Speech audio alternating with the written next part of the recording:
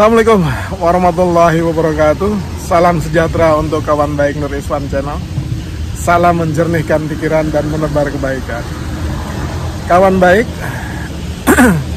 beberapa hari yang lalu itu ada dua lembaga survei yang merilis. Jadi di bulan Desember dan Januari ini ada beberapa lembaga survei yang menurunkan dan menyampaikan hasil temuannya. Dan yang menarik adalah angka-angkanya gitu. Didahului oleh survei CSIS, ya, lembaga think tank yang punya kredibilitas dan reputasi amat sangat baik di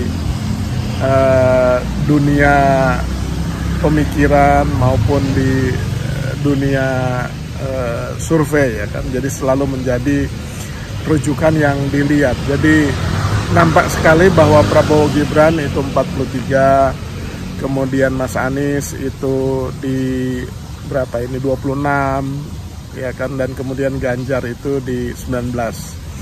Kemudian angka yang mirip itu juga disampaikan oleh Poltreking, kemudian Indikator, dan lingkaran survei Indonesianya Denny JA. Jadi kalau kita ngomong LSI itu ada lingkaran survei, ada lembaga survei Indonesia. Kalau LSI lingkaran survei itu biasa LSI Denny JA disebutnya. Kalau lembaga survei Indonesia yang Mas Jayadi Hanan itu biasa disebutnya sebagai LSI lembaga. Tapi kita melihat bahwa dari angka semua ini, ya, itu Prabowo Gibran itu di atas 40, ya kan. Tapi hanya LSI Denny JA yang menempatkan pasangan Ganjar Mahfud di urutan kedua, ya. Sementara di lembaga-lembaga yang lain seperti CSIS dan Poltreking itu Mas Anies dan Caimin itu ranking kedua setelah Prabowo Gibran. Jadi Ganjarnya di urutan terakhir. Jadi kalau kita ngelihat angka Pak Prabowo, ya, di pemilu 2014 dan 2019, ya, kisaran angkanya itu 44% sampai 46%. Jadi kalaulah dikatakan hasil survei misalkan Poltreking itu adalah 46%, atau lembaga yang lain juga menyebut 43%, berarti itu rentang suara yang diperoleh pada hasil survei di bulan Januari ini yang menunjukkan bahwa Prabowo Gibran itu 43 sampai 46%, itu pertanda bahwa Pak Prabowo itu sejauh ini hanya mampu mengembalikan suara pemilihnya di 2014 dan 2019. Gitu, kalaulah hasil survei itu yang dilakukan di bulan Januari itu menjadi rujukan, ya. Padahal, ya, kalau kita lihat Pak Prabowo ini setidaknya udah maju jadi capres kan berkali-kali. Bahkan di 2014 dia maju bersama Prabowo berpasangan dengan Hatta Rajasa yang merupakan besan daripada Pak Susilo Bambang Yudhoyono. Dan kemudian di 2019 ia berpasangan dengan Sandiaga Uno. Artinya ia telah berkampanye ke seluruh Indonesia itu sudah sejak lama, ya, 15 sampai 20 tahun tuh. Gitu. Nah, artinya tingkat pengenalan popularitas, ya, terhadap Pak Prabowo itu sudah dikenal secara luas oleh masyarakat Indonesia yang merupakan calon pemilih, gitu. Jadi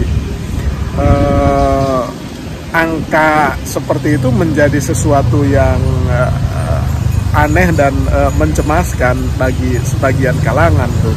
Nah, selain itu di Pilpres kali ini, ya, Pak Prabowo lagi-lagi berpasangan dengan orang yang dekat dengan lingkaran presiden, ya. Kalau di 2014 dengan Pak Hatta Rajasa, nah kalau kali ini ia berpasangan langsung dengan anaknya Presiden Jokowi, yaitu Gibran Rakabuming Raka. Nah, secara otomatis ya, dan itu ditunjukkan dengan gestur politik maupun statement-statementnya Pak Jokowi bahwa ia endorse habis-habisan lah untuk Pak Prabowo ini ya, dengan berbagai instrumen ya, sebagai pihak yang sedang memerintah. Tentu saja Pak Jokowi punya kebijakan yang bisa saja dianggap menguntungkan Pak Prabowo dan Mas Gibran tuh. Misalkan dengan membagi-bagikan bansos, artinya disebut orang sebagai politisasi bansos, kemudian menaikkan gaji ASN TNI Polri, kemudian ada lagi tunjangan El Nino, dan berkali-kali memamerkan kemesraannya dengan Pak Prabowo gitu. Nah, itu cukup dipahami oleh masyarakat bahwa Pak Jokowi ini memang mengendorse dan berat sebelah lah kepada salah satu paslon. Bahkan di debat terakhir Capres itu ia menyampaikan statement-statement yang cenderung berpihak dan dianggap berpihak kepada Pak Prabowo statementnya itu. Padahal sebagai kepala negara dan kepala pemerintahan ia sebaiknya bersikap ya agak netral lah. Dan ketika mengomentari debat-debat itu, Wapresnya sendiri mengatakan apabila Wapres mengomentari debat itu ya tidak etis, kira-kira begitu. Jadi dengan endorsement bermacam-macam, kekuatan logistik yang besar sekali, ya angka 46% itu ya sedikit membuat paslon 02 ini dan para pendukungnya ini gundah gulana, karena keinginan mereka itu menjelang Pilpres diharapkan semua survei itu di atas 55% misalkan. Nah, itu tidak terjadi, bahkan cenderung itu stagnan gitu. Jadi bahkan sebagian orang menganggap ya angka Pak Prabowo itu udah mentok gitu. Karena terbukti apa yang disampaikan oleh Mas Hanta Yuda ya, kenaikan Pak Prabowo dari survei sebelumnya yang hanya 1,5% itu dengan margin error katakanlah 2,5 sampai 3%, yaitu dianggap stagnan tuh dan sudah mentok gitu. Nah, sementara paslon 01 Mas Anies di poltreking itu menikmati keuntungan dengan melesatnya tren kenaikan yang cukup lumayan gitu ya dari sebelumnya, sehingga angka sekarang itu ya 26%. Sementara yang menjadi korban dari pergerakan Pak Jokowi, Gibran dan Prabowo itu yang menjadi korban dan tergerus suaranya itu adalah Mas Ganjar dan Pak Mahfud gitu. Tapi sejak HUT PDIP kemarin, statement-statement yang menyengat dari Bu Megawati, agaknya Ganjar Mahfud itu akan berusaha mensolidkan kembali setidaknya suara partai-partai pendukungnya dan terutama itu PDIP. Jadi kalau semua orang PDIP memilih Ganjar Mahfud, kira-kira suaranya itu 23-25% plus dukungan P3, Hanura, Perindo, itu diharapkan akan mengembalikan suara Ganjar Mahfud ke kisaran di 25-28% tuh. Sementara Mas Anies ya kan, yang baru berkampanye kali ini ya, dan baru bisa berkeliling setelah ia tidak lagi menjadi gubernur di bulan Oktober 2022, dan baru pada masa kampanye ini juga punya legitimasi kuat untuk bisa berkeliling Indonesia sehingga orang bisa lebih mengenal Mas Anies, ya kan baru dalam bulan intensifnya itu baru di bulan Desember dan Januari ini. Sehingga tak heran kembali kita lihat tren elektabilitas di poltreking, nampak sekali bahwa dari survei sebelumnya di bulan November, kenaikan Mas Anies dan Caimin itu dimulai di bulan Desember dan Januari, sehingga menyalip pasangan Ganjar Mahfud tuh.